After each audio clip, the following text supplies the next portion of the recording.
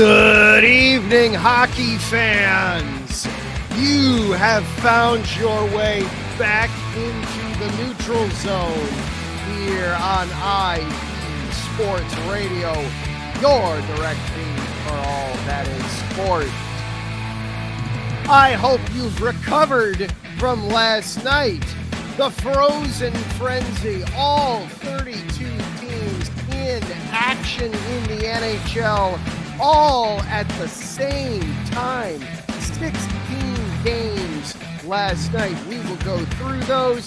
We will react. We will respond. Which games were our favorites? What were some of the things that stood out to us? And what were some of the clunkers? What were some of the what on earths were they thinkings out of all that? And then it's almost Halloween. We're about a month into this season. We can take a look and introspect and react to how things are going as a whole in the league right now. Everybody's at least 10 games in. We will take a look at the standings. We'll take a look at some of the leaders and just take a gander at how this season is going as a whole so far. Plus some shakeups in the NCAA rankings as well, and another big college hockey matchup this weekend. All that plus more right here, right now. We're dropping the puck on this. It's the neutral zone. Let's go.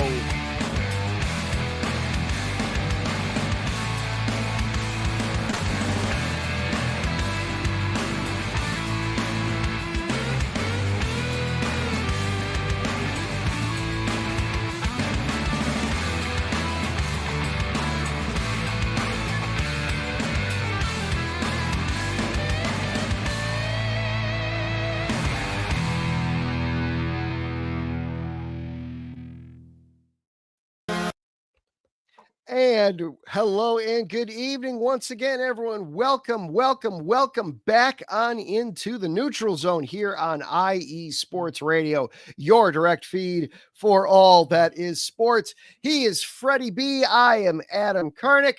We are here to talk some hockey with you. So glad that you are here, whether you're watching live across YouTube, Twitch, or Twitter, or whether you're catching the replay later on YouTube. We are just glad that you are here. Freddie, how much hockey did you take in last night? How many of the 16 games did you catch? Well, when you have bets on all of them, you try to catch as much as you can. And I did, really. I mean, let's talk about it. What the kind of sports I've gone through in the last couple of days. We had the game 3 of the World Series go 18 innings. That game ended just before midnight Pacific time. Then you got to get up, ready for work, get the kids ready to school, pick them all up from school. And then you got hockey from 3:30 to the last puck drop at 8 p.m. Pacific time. I watched as many games as I could, starting with that Penguins and Flyers game. And I mixed in whatever I could while the other ones were on intermission. And then my main focus was watching the Kings at 8. And yeah, man, I can never get enough hockey. And then what do they do to us fans is they give us one game today, right? Let's recover. Yes, it is an interesting conundrum as Brian Francione is watching on YouTube, and he points out, this is so odd to do this. Let's just start here before we dive into the individual games as we talk about the Frozen Frenzy from yesterday. It is so odd that they picked a random Tuesday in October to do this. You've got the World Series going on. You've got the NBA season has just started up now. In fairness, it's the NHL and NBA seasons are effectively, concurrent with each other. So you're not avoiding that. But you still very much the NFL is going on. It does feel a little odd to do this right now. And then we followed up with, there were 2 games. And because, hockey, you don't necessarily want to play it every single day like you do in baseball. Right.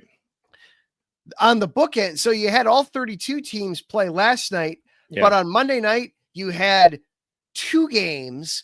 And now tonight on Wednesday night, which is normally TNT's big, hockey night across America, there was 1 game Yeah. And it was on the NHL network. It wasn't even on TNT. And go figure, if you're in the Toronto market or if you're a Toronto fan, you have the Leafs game going on right now and the Blue Jays simultaneous. So, I mean, you better have it on a split screen if you're a big fan. I mean, that's kind of, I mean, what were the odds that the single game was going to be the Maple Leafs tonight and that the Blue Jays were still in the World Series if they even make it? So coincidence there, but yeah, I mean, Monday was the sports equinox. We had every professional sport in action, but only 2 hockey games. I wish there were, a few more.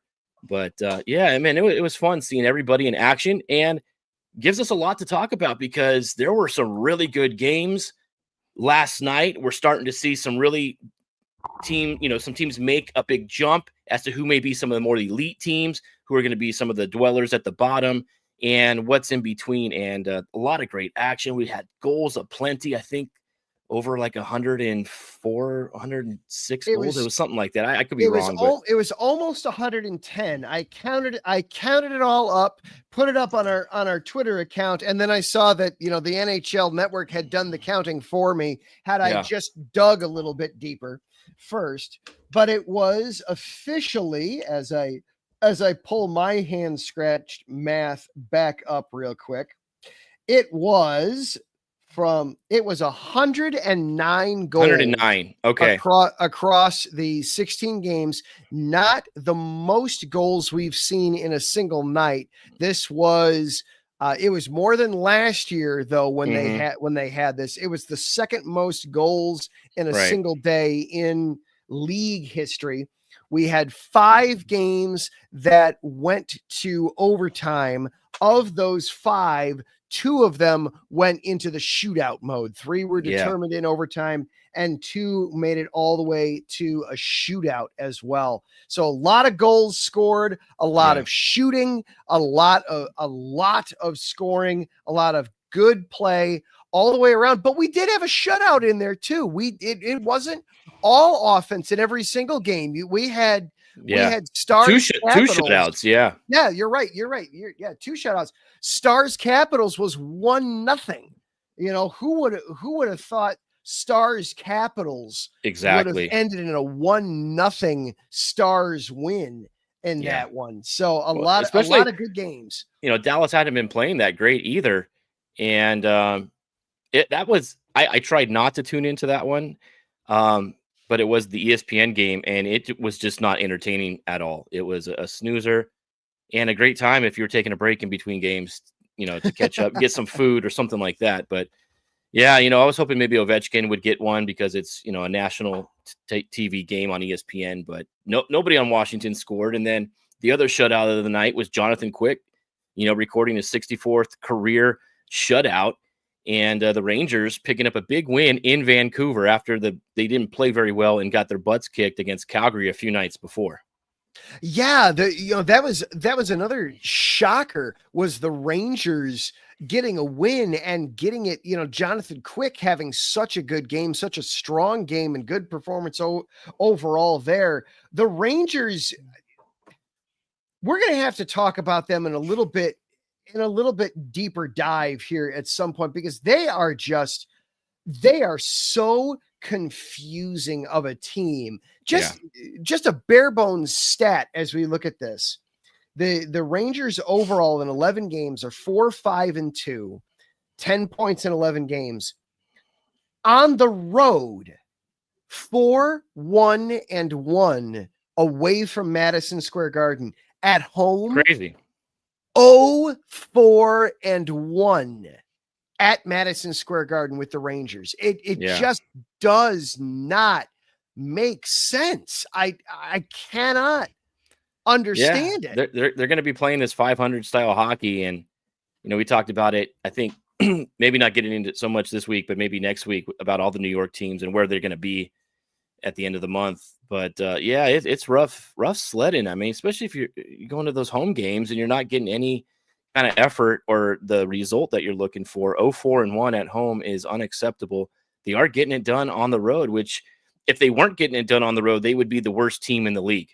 But at least they are picking up those points on the road. So, and you talk about the league right now, there are 27 teams in the league the top has 16 points, and your 27th team in the league has 10 points. This is the most parity I've seen throughout the league in a very long time. I know we're only 3 weeks into the season, but what we're seeing right now, anything can go this year. We're seeing real, some surprise teams, some really athletic, young, rises of teams that we didn't think were quite there yet, maybe taking that step up. And then you're kind of seeing some other teams, those veteran led older teams, starting to digress a little bit. So this is good. I mean, 3 weeks into the season, I am loving this start to this hockey season more than I think I have any of the seasons in recent memory.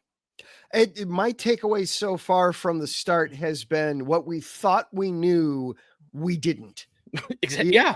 There's you brought up the parity. We'll take a look at the kind of the complete picture of the standings a little later in the show, but yeah, I for one definitely didn't have Utah at the top of a division at this point. I definitely did not have the Detroit Red Wings being right there at the top of the Atlantic. I thought they'd be good. I didn't think that they would be there at the top. I didn't have the New Jersey Devils going on an 8-game winning streak and flying up to the top of the Metro. But yet here we are. And I think that's a perfect place to kind of start going into the individual games a little bit.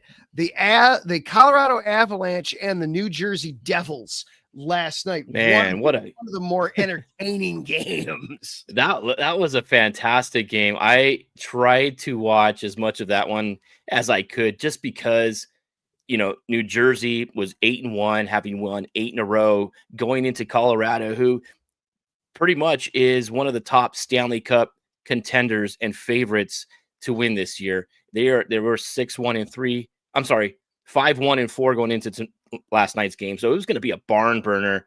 You had Jacob Markstrom returning to the Devils, his first game back in net.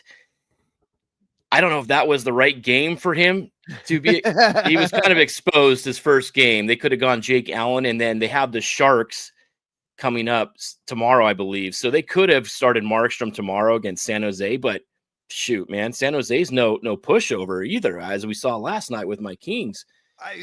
Macklin Celebrini is starting to come into his own. Yeah. You had the Avs get off to such a strong start in this one, led 2-0 after one, scored the first 5 goals in the game, went up 5-0. You thought, the Avs are going to be able to cruise through this, and then 4 straight goals by the Devils suddenly gets them right back in it. Hughes with a goal and an assist. Excuse me. I need to specify when I say Hughes. Which Hughes? Jack with a goal and an assist in the period. But then Victor Olofsson, a 5-point night in the game, a hat trick plus 2 helpers. That's big if you're getting 5-point night contribution from Victor Olofsson. That's a huge game, huge effort from him.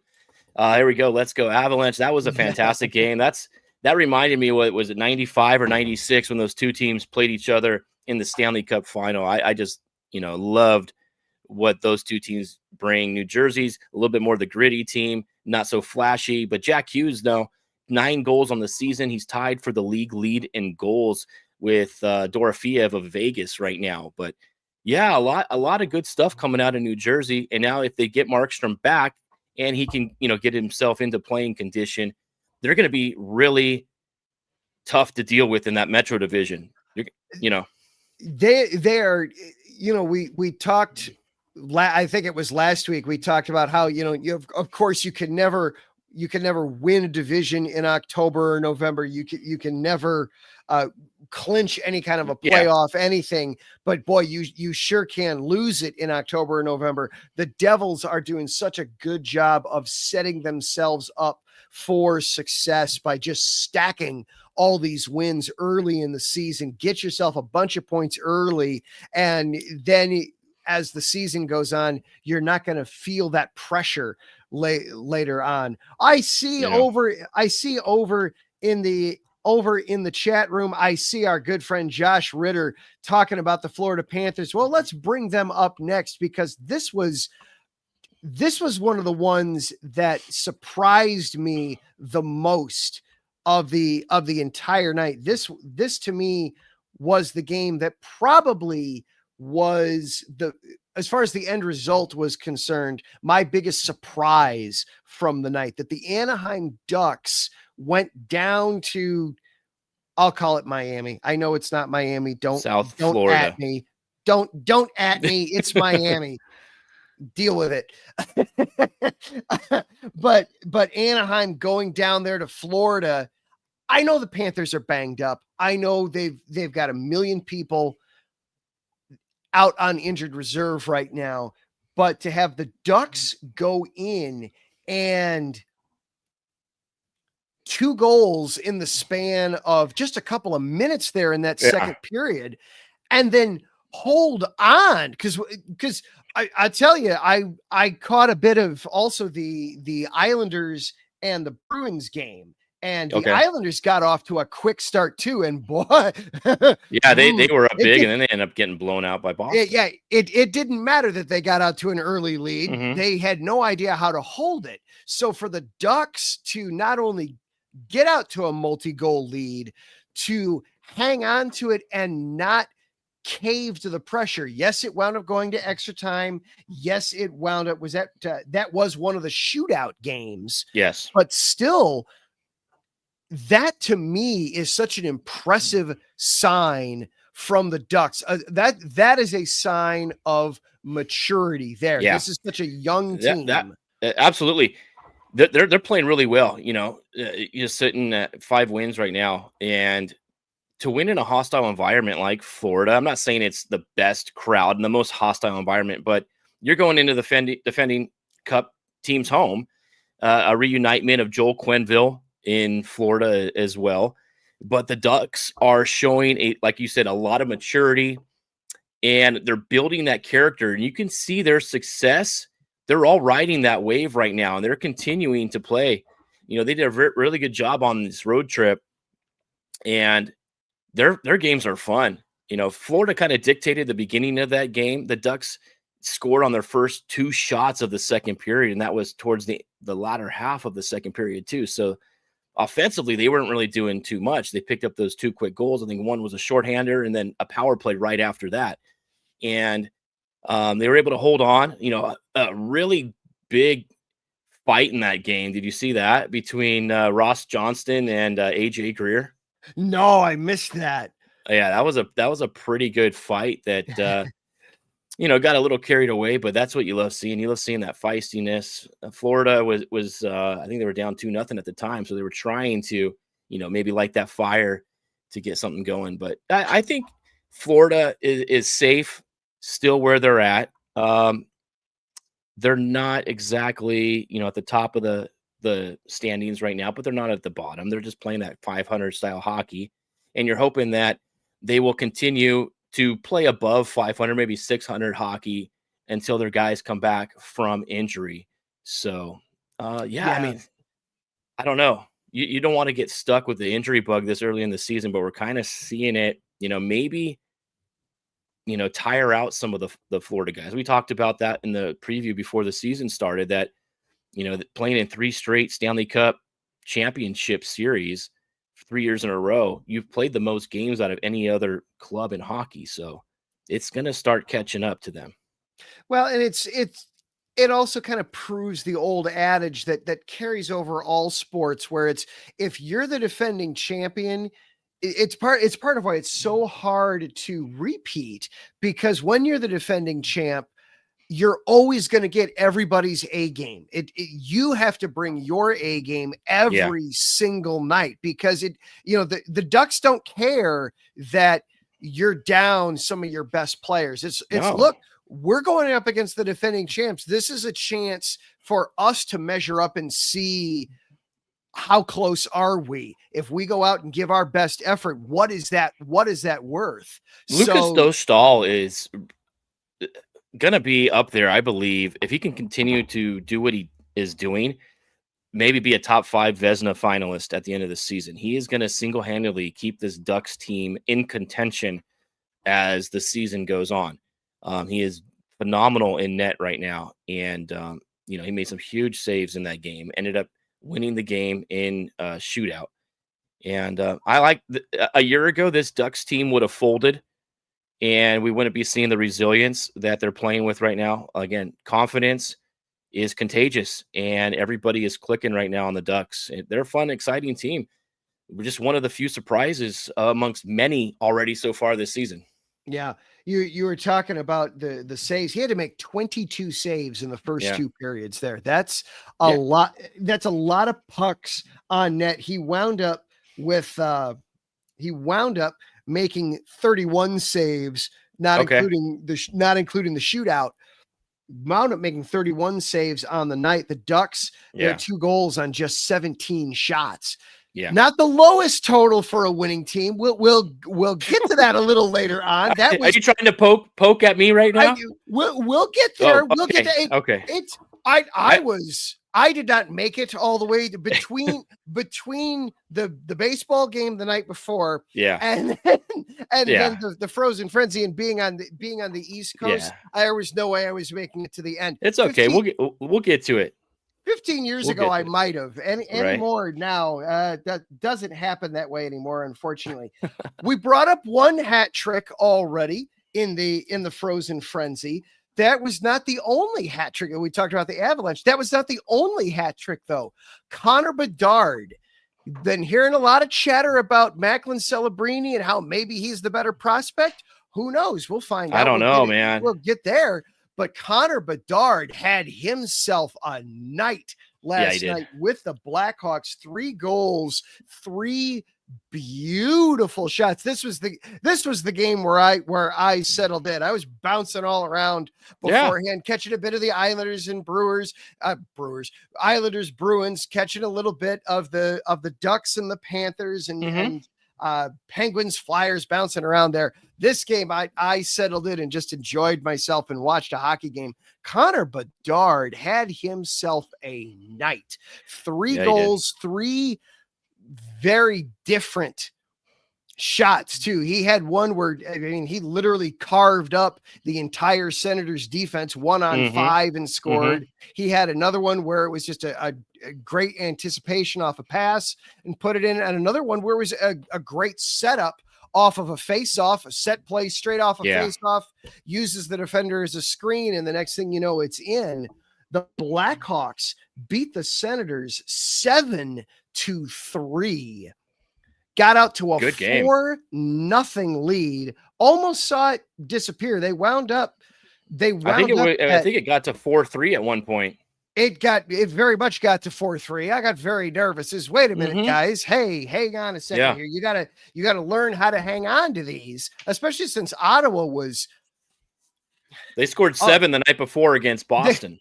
They played the night before against Boston in Canada. They were one of the only teams that had played the night before. So they were a little jet lagged coming in. Sure. So don't let these guys back in. But they did manage to slam the door on them, gain some momentum back.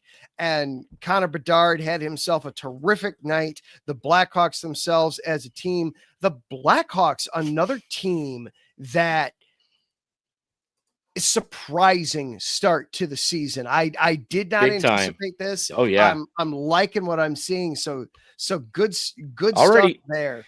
Already 5 wins into the season. I thought we would be halfway to the end of November before they got to the 5-win mark, but they're playing fantastic hockey. And if the playoffs were to start tonight, they would be sitting in wild card 2 spot in the Western Conference.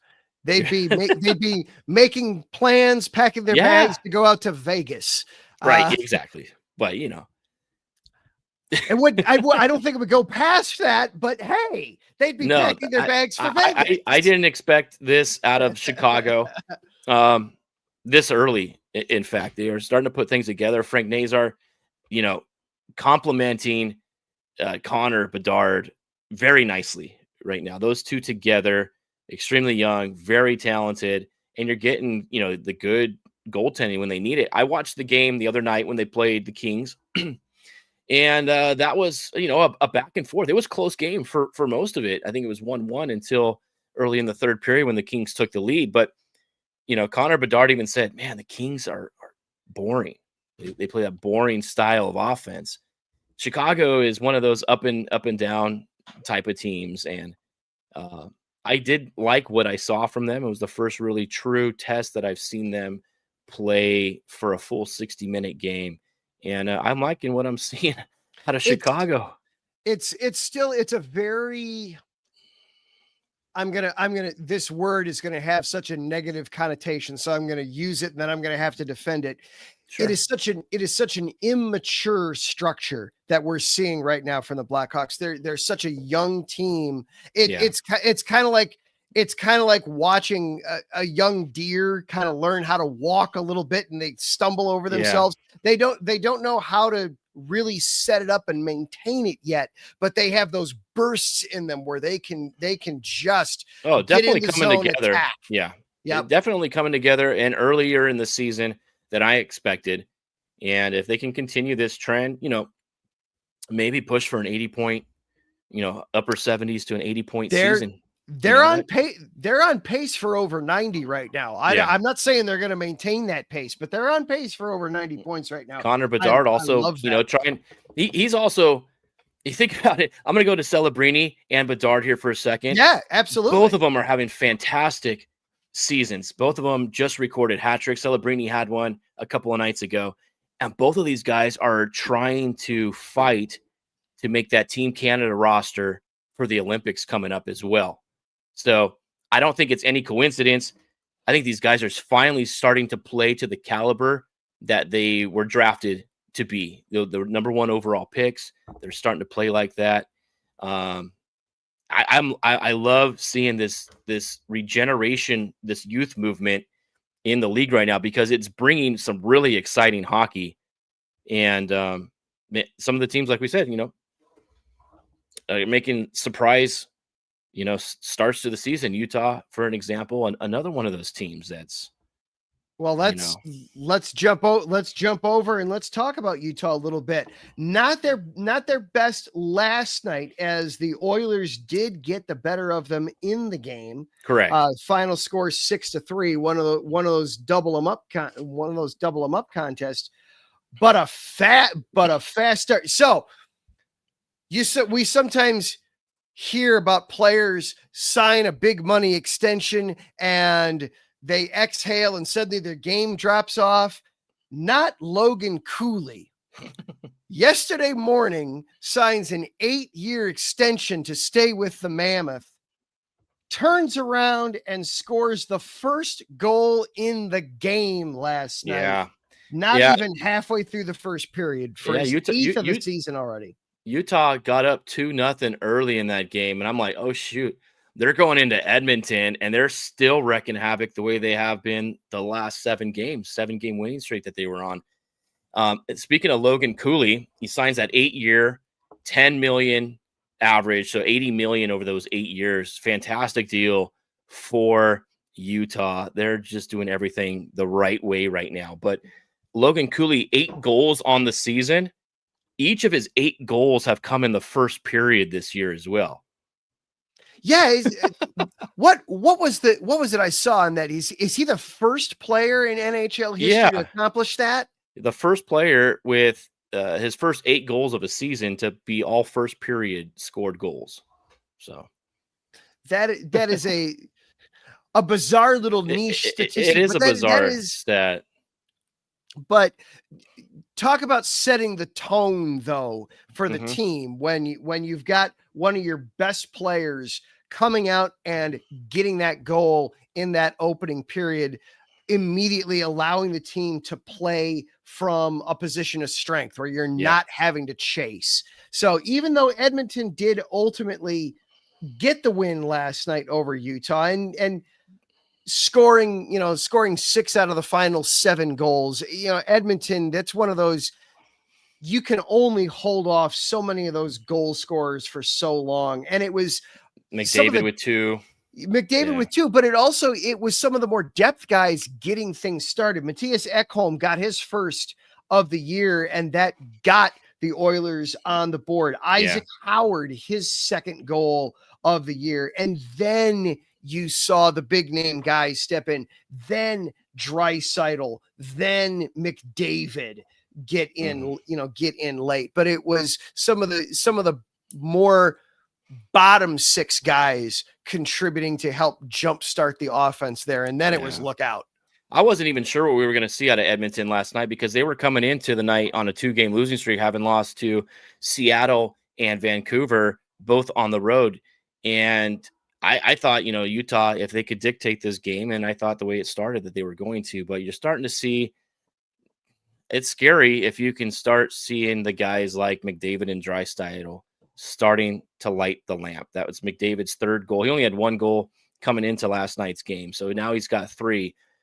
If those guys could start finding the back of the net and they can get any kind of consistency in goal, which I highly doubt with Stuart Skinner in net, they're going to start making their run again, and they'll start making their way up to the top of the Western Conference and, the Pacific Division.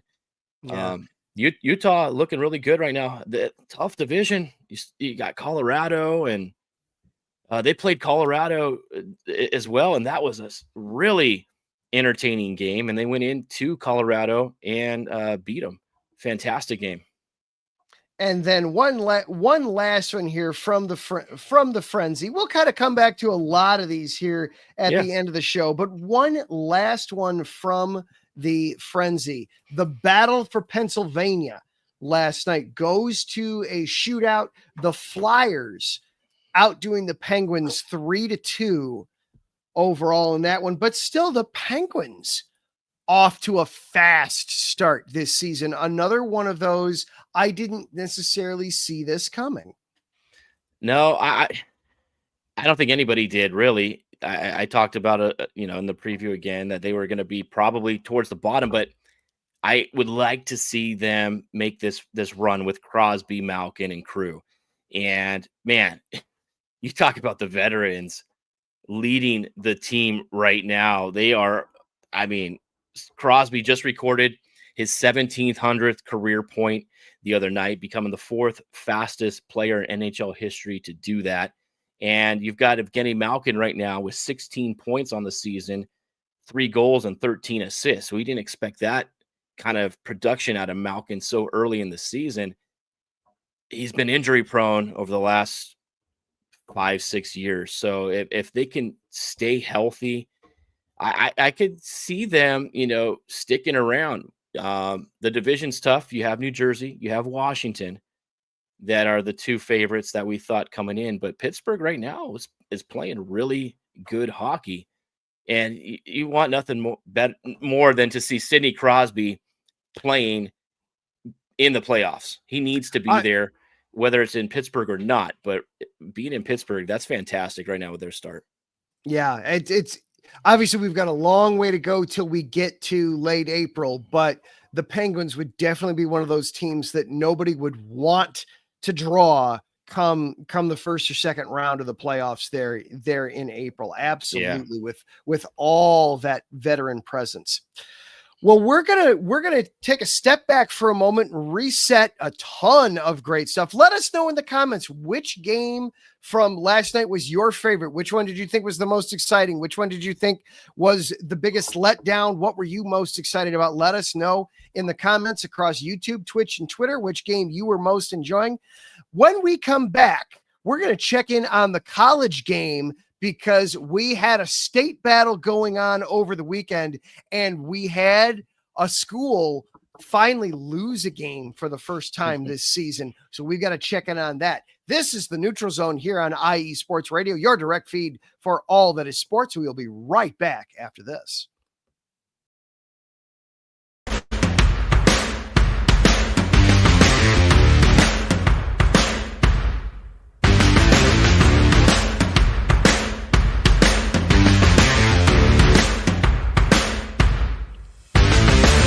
IE Sports Radio fans, this show is brought to you by Planet Jerky Premium Brisket Beef Jerky. Planet Jerky is the official jerky of the 2022 California League champion Lake Elsinore Storm, single-A affiliate of the San Diego Padres.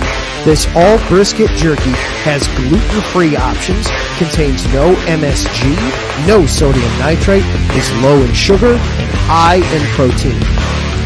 Go to their website at planetjerky.net and follow them on Instagram at Planet Jerky.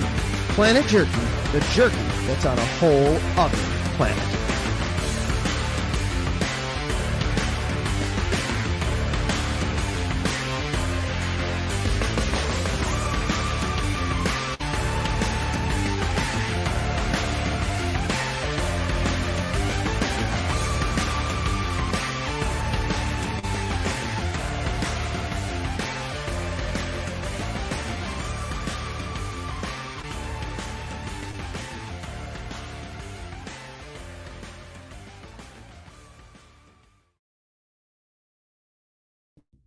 Rise and shine.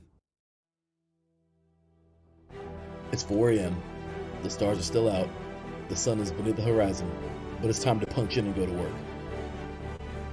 The comfort of your warm-ups turns into the grinding out of your reps as the clinking and the clanking of the plates create a symphony of euphoria. There's no other feeling like it. Earn it, burn it, and take what's yours. IE Sports Radio has proudly partnered with Vital Apparel, a brand that not only fits great, but also promotes and donates to mental health research. Use our code IESR to get 15% off their comfortable and inspiring gym wear and help them on their amazing journey to support mental health.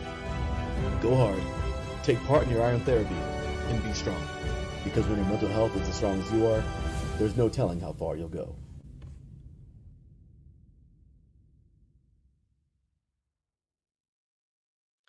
And welcome back into the neutral zone here on IE Sports Radio, your direct feed for all that is sports.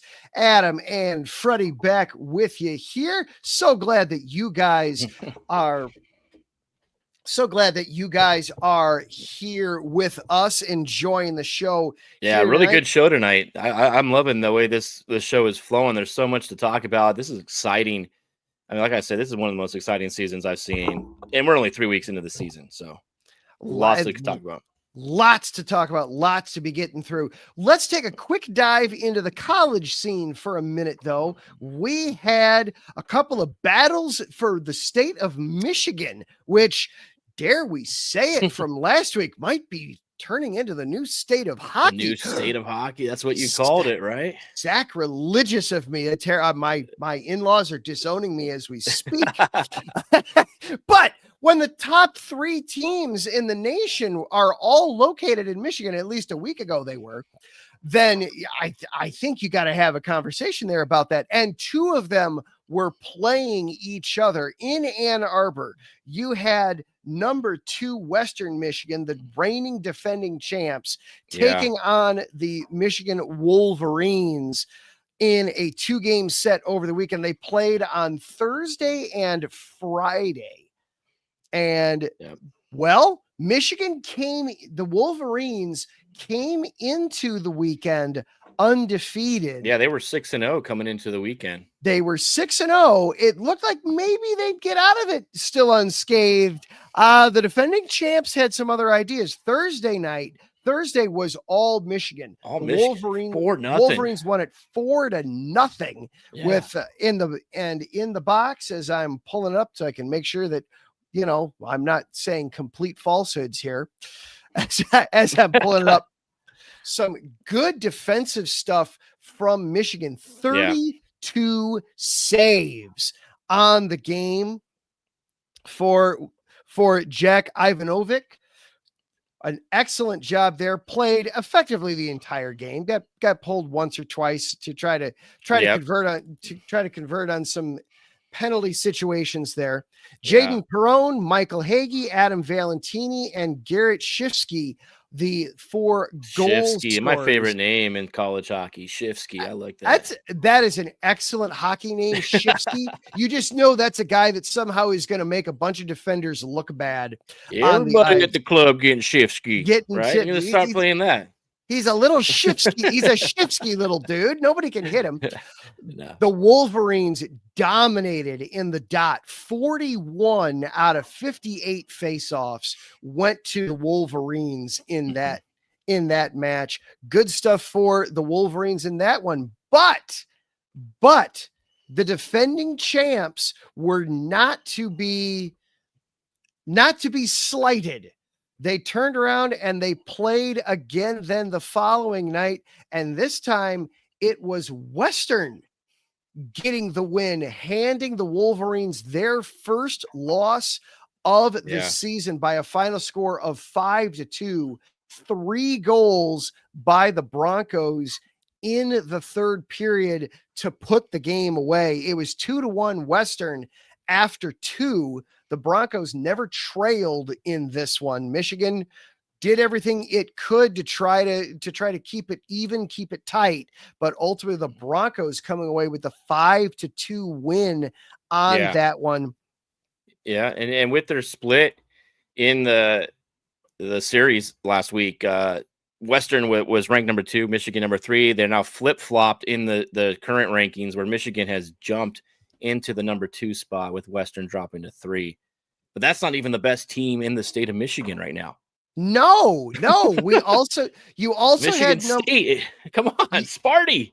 You had Sparty going out there and doing things, playing an in-state rival that it has as well. And well, that was not quite as close because Northern Michigan is having itself a rough season, to say the least. Winless on the season, and they could not join the throng of unranked teams upsetting top 10 opponents. Sparty winning this one 6-2 over the weekend in very convincing fashion up there in Marquette. Yeah, then they won the second game. I think it was 4-0. So big, series for Michigan State after having, that series win against BU the week before. Man, it's ramping up right now. Penn State playing well again. They're up to number 4 now. They're the team that I said is still my favorite to win. We're seeing McKenna starting putting up some points, and they're playing a big series this weekend as well. Let me see here. I pull it up. I think they were at Ohio State. If I'm not mistaken, that right? Sounds right. Yes, that sounds right. I've got the rankings up at the moment. Let me get back over to the upcoming games. Yeah, starting Thursday night. Yes, they are playing Ohio State, number 4, Penn State. That's a big number series. 17, Ohio State. That will be a big one. You've also got Minnesota and Wisconsin facing each other this weekend. That'll be a good one. 2 ranked opponents taking on each other there in that one. the gameless play, the team that hasn't played a game yet, though they're still in the top 20, they're ranked number 20. Cornell will be playing their first game of the season. They're going to be playing against UMass over the next couple of days. So they must be I'm not too familiar with Cornell and how they're going to be this year, but to still be ranked in the top 25, having not played after other teams have been playing for 3 weeks, and that might be a team to watch for as well. I'm going to keep my eye on them. I don't understand how you can still be ranked if you haven't played a game, but it's one of those Ivy League schools, so they're fancy with the numbers there. Almost made me spit my water out there. That was a good one. I like that. That was perfect. We did not plan that either. That was just perfect timing on that. So some other good top 20 matchups we've got coming up this week. UMass Lowell taking on Providence. As I saw Brian bring up in the chat that the New England area has so many good college hockey teams. Boston College, Boston U, UMass, so many good teams in there. Niagara, so many good programs up there in that area as well. Boston U is going to be taking on Maine this weekend as well. That'll be an excellent matchup as well. Minnesota Duluth at North Dakota. At North Dakota. That's going to be a big game for the Sioux. See if they can pull off that, and then they could start that. North Dakota is always a team you can't sleep on as well. No. And right now they're ranked 8 in the country. They can somehow sweep the series. They may be jumping into a top 6 to top 5 in the country after this weekend. Absolutely. We've got 4 schools right now that are garnering first place votes in the rankings. It's still Sparty, the clear cut number 1. They got 45 out of the 50 first place votes. But after that, Michigan and Western right there next to each other. You brought up that they flip-flopped. Penn State garnered a couple of first place votes as Penn State is 7-1-0 on the season. Not a too much else making big changes. Minnesota Duluth did jump all the way up from 18 all the way up to 10 in the rankings. So Minnesota Duluth doing a good job there. And then Cornell hasn't played yet, but Cornell did fall in the rankings. They went from 19 down to 20. I would have been surprised if they had gained any spots, but I was going to say there had been 11 top 10 teams over the first 4 weeks of the season that lost to unranked opponents already. This is something, this is correlating perfect with what we're seeing right now in the NHL. This is going to be maybe one of the most exciting, unpredictable college hockey seasons as well. We've already seen in the first month, there's outstanding hockey being played right now. Penn State went in down to Arizona and beat ASU. They swept them. That was a big series as well. I can't wait. Some big games. And if you have a chance to watch them on TV, either on the Big Ten Network or ESPNU or whoever, maybe Nesson broadcasting some of the East Coast games, try to watch one, guys. If you haven't watched a college hockey game, the atmospheres are great. They're packing the arenas. You'll love seeing this. This is great hockey. And this is the future. It's good hockey. Absolutely. Yeah. Absolutely. Especially for people, especially if you like to prognosticate the draft, watch the college games, because that really gives you that good eye test. Well, let's transition back into the NHL a little bit. We're 10% of the way through the season. Everybody's played at least 9 games. A lot of teams have played 10 or 11 to this point. So let's kind of dive into this a little bit more completely. We teased a lot of this stuff already, as we have the one game that was going on tonight has gone final. The Blue Jackets absolutely rocking the Maple Leafs 6-3. 6. Oh, they got 3. Okay. It was 6-1 last time I saw it, but the Maple Leafs did outshoot the Blue Jackets 37-24, but some great stuff in net from Columbus, and then getting some just terrible play in net on the flip side. Yeah. some rough defense there for the Maple Leafs. But ultimately, the Blue Jackets get the win 6-3, doubling up the Maple Leafs. That's okay. The Maple Leafs are busy watching the Blue Jays play out in Los Angeles. It's to be forgiven. Let's hope so. They are one of the most inconsistent hockey teams out there. And I understand what it's like being a fan and how frustrated these fans can be with the Maple Leafs.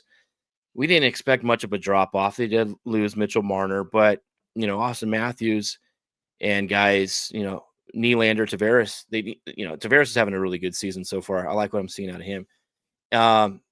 They just don't go on any streaks. They can't put long winning streaks together. And I just don't get it, because I thought Toronto is going to be, that elite team or one of the elite teams in the Eastern Conference, but they just make you scratch your head wondering why can't they do this? But it's nothing new. They can, I don't know what I'm seeing out of Toronto. Maybe I don't, Adam, what do you think, man? I don't know what to say about them. It's very herky jerky. It is very stutter start with the Maple Leafs. I actually, at the end of last season, one of my bold statements to finish last season was my advice to the Maple Leafs was to actually tear the thing down. I felt like from where they're at in their championship window and with the way things have gone the last couple of years, I actually feel like the Maple Leafs kind of need to take a step or two backwards, reset, refocus, try to answer some of the questions of why do we keep bumping up against this glass ceiling? Why can't we punch through? Figure out what you need to, how to do some differently, and then try to go forward from there. They chose not to do that. Okay, they let Mitch Marner go. We all knew that was going to happen, but the Maple Leafs are going to be a frustrating team. I think they are. They're still going to be up there, I believe, at the end of the season.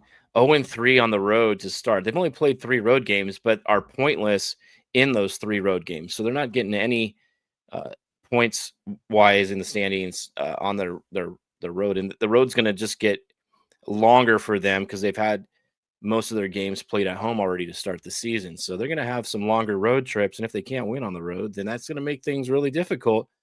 And then you start thinking, okay, is Craig Berube going to start being on the hot seat? You know, I is he think going to light a fire under their asses, or could he be one of the first coaches rumored to be fired? I think Berube's seat is going to absolutely be smoldering if they don't get some consistency from that team. Absolutely. That is, there's going to be a very low tolerance in Toronto for a rough start to the season. So now before we dive into the league as a whole, there is one more game from yesterday that you've just got to give me some clarification on here. I don't know how to feel about this one. The Kings beat the Sharks 4-3 last night. Yep. They got outshot 40-14. Do I give lots of credit for being able to stop 37 shots? You give Darcy credit, an amazing amount of credit for keeping them not only in the game, but to win the game. Yes. Or do I jump down the rest of their throats of guys? You've got to go play on the other end. It can't be so slanted. This is a very frustrating start to the season for the Kings. However, they did go 4-0-1, picking up 9 out of a possible 10 points on this road trip. So they got the results. It's just what I'm seeing out on the ice, and I'm not the only one. There are Kings fans that I'm in multiple chats with and groups with. Everybody is feeling the same way. Don't know what is going on. They're still not clicking like they should be. We did get Anze Kopitar back, but he's yet to score a goal. We do have Corey Perry back in the lineup. This is where this resurgency has come into play now. And Perry, congrats. I mean, he's already got 3 goals on the season. He has 4 points, a point in 4 consecutive games, becoming the oldest Los Angeles Kings player to have a 4-point game streak, which is incredible, thinking of some of the veterans that they've had over the years. But the play on the ice just isn't what I'm expected to see. They don't fit with the style of hockey that I'm seeing other teams play. They're not that run and gun kind of a team. They're that sit back and defend a lead team. And last night they were up 3-0 and let San Jose score 3 goals the same exact way on a cross crease pass, either set up by Celebrini or scoring and Will Smith. Those guys were dictating the game. The Kings were lucky to get out of there alive. A big point that I want to bring up, and this is a huge discussion, and there's so many Jim Hiller haters, myself included, out there. Don't know why he's still retained as the coach. Not sure why he was brought back as the coach. But you're getting a guy like Brandt Clark. Last night had a goal, the game-winning goal, also picked up an assist. He was a +3. He's probably your number 1 or number 2 overall defenseman, but he's played 13 minutes a game. I don't get his time on ice. Nobody understands that. And that's extremely frustrating. He's been doing very well the last 3 games, picking up a point and picking up his second goal of the season. Last night, the game winner, but only playing 13 minutes where Brian Dumoulin is playing 21 minutes. Make that make sense to me. Yeah, you look at that. I mean, you expect your defensemen to get right around that 20-minute mark. So, and all the other defensemen are. You could to play the opposite side for a minute. Well, look at how efficient Clark is playing. You are absolutely maximizing the time that he is out there. A +3 rating when you're only on the ice for 13 minutes. That's amazing to be able to pull that off. But it does beg the question of, then why aren't you using him more? Why is Edmondson out there for 20 minutes? Why are you having Anderson and Cece out there for as long as they are? Why not spell them a little bit? I understand part of the reason he is limited minutes is because the Kings are one of the most penalized teams in the league as well. They've had, I think, 16 more times shorthanded than they have had power plays. So they're on the penalty kill a lot. Their penalty kill has not been very good this year.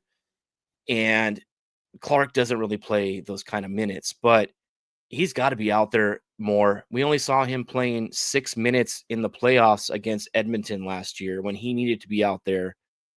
They were running a short bench of only 4 defensemen in the playoffs, and him and Jordan Spence, who Spence has moved on now to Ottawa. Good for him. He got out of this system. I hope Brandt Clark is not feeling the same way, because he is a huge fan favorite, super young kid, really good, fun kid. And I don't want to see this go in the wrong direction. He's producing. Give him the time on the ice to see if he can contribute even more. Let him play defense. Put him in those situations. Yep. Let him grow. Let him reward him. Yeah. You hear about it in other sports all the time. The players know when somebody's doing well. The players know when something's real and something's fake. And when you see that something's real, you need to reward that kid. Don't take time away from him. Absolutely. Well, let's look into the league itself as a whole real quick here before we wrap it up. Let's just real fast go through each division right now. In the Central, everybody, of course, predicted the Utah Mammoth leading atop the Central. No, they didn't.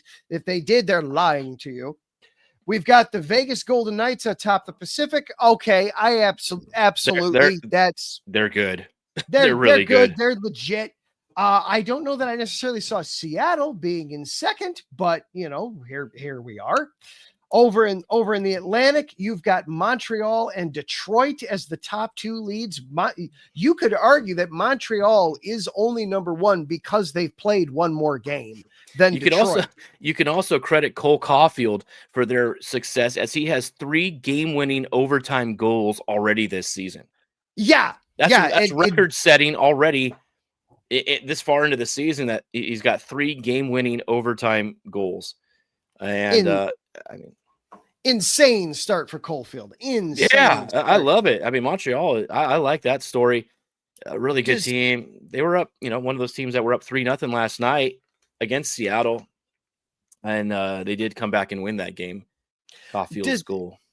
Does a stat like that, though, with Caulfield, does that give you pause that there's a bubble here that's just waiting to burst? Or is this, they're building confidence and they're going to be better as the season progresses? The bubble as the team or him overall?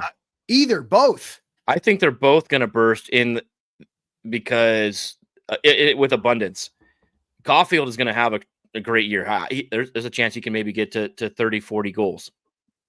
And what I love watching him is when he's out there on the ice at 3-on-3, he is so creative. He generated that game-winning goal out of nothing last night, and that really accentuates, his expertise and his skill set. I think Montreal is going to continue to do very well. They may be, I don't know. I mean, Toronto, we expect. Tampa Bay in that division, they're sitting at 4-4, only 10 points, but they're only 6 points out of first. anything could still happen. It is a log jam in the Atlantic. Yeah, I mean it is literally right now 1 point is separating third from eighth in the Atlantic. That's what I'm saying. Anybody could leapfrog anybody on any given night. There's so much parity so far, so early in this season that I've never seen this close amount of teams, so close together in the standings. And then finally in the Metro, we talked about this a little bit already with both of these teams. The Devils and the Penguins are tied. New Jersey's in first because New Jersey's played one less game. Absolutely. Give the proper credit where the proper credit is due. I absolutely did not have the Devils and the Penguins leading the Metro at any point this season, much less already here at the end of October. No, not so much leading the division, but I expected them to be up there, definitely. And you think about Carolina, they're exactly who we thought they are. They're going to be an elite team, probably going to end up winning the division. They've two of their losses, I think, have come against Vegas. So they're 6-3 with two of those losses against maybe possibly one of the best teams in the entire league. So Carolina's still very good, really good offense. Defensively, they're solid. Still, I don't know. Freddie Anderson still kind of questionable for me in net. But man, New Jersey though, let's keep that ship rocking. They're in LA on Saturday. I might try to go to the game. I want to see how that game goes. Last time I saw New Jersey in town was when the Kings won the Stanley Cup in 2012. So I might have to make another appearance down there. There you go. But yeah, the Hughes brothers come to town there, and they're leading the first place division leading New Jersey Devils coming in to play the Kings. Let's take a look at some of the rookie point leaders and just leaders across the NHL right now. Let's start overall in the NHL. The forwards, we've got leading right now. You've got Jack Eichel leading with 19 points. Big shock there. Knocked me over with a feather. Followed very closely by Nathan McKinnon and Nick Schmaltz of the Utah Mammoth, both with 17 points. Dylan Larkin and then Macklin Celebrini of the Sharks, along with Evgeny Malkin, all right there with 16 points. Oh, and excuse me, Nick Suzuki also there with 16 points. Wow. Yep, the 16-point mark. So a bit of a log jam. Jack Eichel, 2 points 3 weeks into the season. That's a comfortable lead, but then you get into the log jam right after that, rounding out the top 10. William Nylander for the Leafs, Mark Scheifele of the Jets, and then Sid the can't call him a kid anymore. The ageless wonder, Sid, man. Yeah, the ageless wonder. Kirill Cap. 8 goals for Sid. 8 goals already. The goals leader right now, we're sitting. McKinnon has 9. Jack Hughes already with 9 goals. Cole Caulfield already with 9 goals on the season. I think Pavel Dorofeyev as well for Vegas with 9 goals. Yes, I was trying to find him. Thank you for saying that. Yes, because I think you are correct. Yes, Pavel Dorofeyev, he has all of 10 points on the season, but 9 of them are goals. Yeah, I mean the biggest surprise for me, obviously, in that stat is Nick Schmaltz, and 17 points leading Utah. That's why they are up where they're at. They're getting that awesome, youth and leadership out of that team.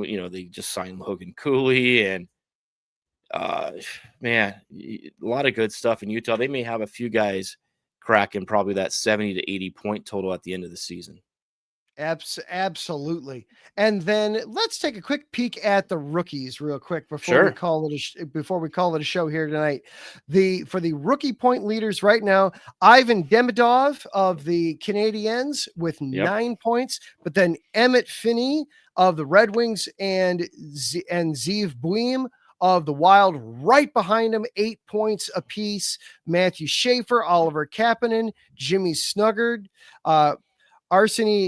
Arseny Griciuk, right behind them as well. Kind of tight right there after that.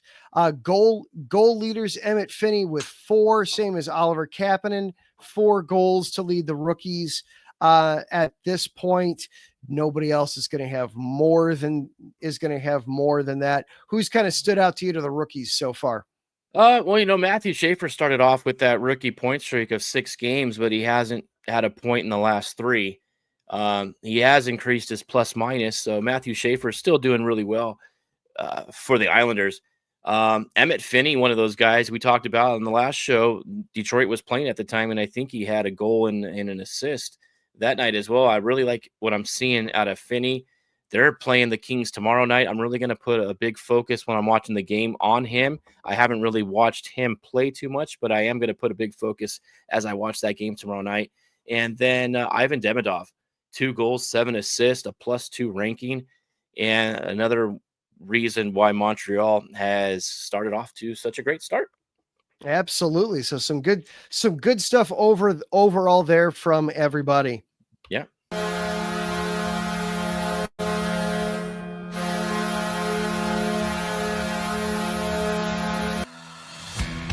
That is going to do it for our show here tonight. Some big shout outs and thank yous. First of all, thank you to our sponsors, Premium, the Planet Jerky Premium Brisket Beef Jerky, the jerky that's on a whole other planet. Go to planetjerky.net to place your order. They offer free shipping on all orders of $50 and above. You will like whatever it is you get from them. It is tasty stuff. Thank you also to Vital Apparel, the brand that not only fits great, but also promotes and donates to mental health research. When you go to vitalapparel.com, use the promo code IESR to get 15% off of your order there as well. And of course, please be sure to follow along with the station. You can follow IE Sports Radio on Twitter, Instagram, TikTok, YouTube at IE Sports Radio. Thank you to everybody that hung out in the chat room with us tonight. The one and only Larry B. Brian Francione was here. We had the sports writer. We had Jess, who did an excellent job chiming in with us tonight as well. And of course, Josh Ritter hanging out with us in the chat room as well. Thank you to everybody that was watching the show tonight across YouTube, Twitch, and Twitter. 385 people. Thank you guys so much for hanging out with us, watching the show. Be sure to share the show. Anybody you know that likes hockey or is curious about hockey, send them the link to the show. We are happy to see them, happy to have you here. So glad that you guys are here with us. Until next time, he is Freddie D. I am Adam Karnik. Together we do this crazy thing called the Neutral Zone every Wednesday night. Everybody be good, stay safe. We will see you next week. Have a great week, everybody. Happy Halloween. Happy Halloween.